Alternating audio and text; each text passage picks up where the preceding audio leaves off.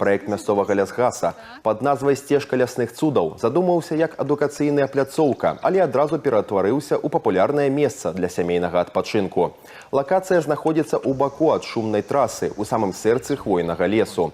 Маршрут пролягае праз зараснікі, чарнічніка і натуральныя мурашнікі. Галоўныя зоркі сцежкі – насельнікі вальераў, фазаны, трусы і плямістыя алені.